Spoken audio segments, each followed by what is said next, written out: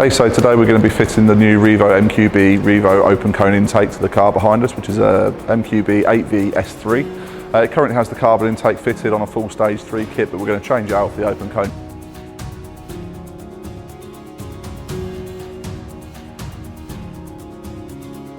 So today we're going to be leaving the REVO carbon front section in place here. You can also fit this with the stock one or the REVO one as an extra upgrade with the performance pack. So to fit the REVO open cone intake, we've removed the carbon airbox lid that we have assembled here on our stock airbox base, along with our carbon airbox back hose, and we're going to replace all this with the full open cone kit.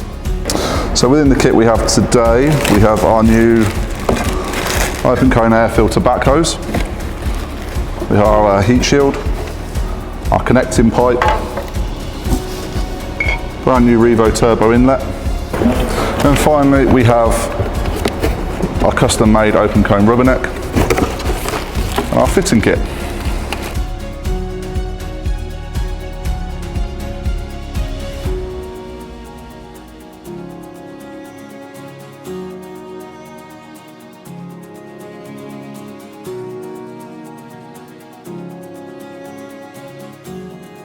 So the REVO heat shield uses 2 of the OEM adapter bungs to bolt directly onto the OEM airboxing mounts. Slide in and just push into place on the 2 mounts here. And then 1 bracket at the back, directly onto the battery tray.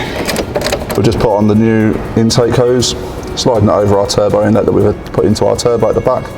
Simply do it with the Jubilee clip at the back. Place your clamp onto the REVO adapter, and then we'll end up putting the filter on with the intake hose in a second. We're just fitting in the intake pipe here, the hard pipe. This connects what will be our open cone filter to our new intake pipe.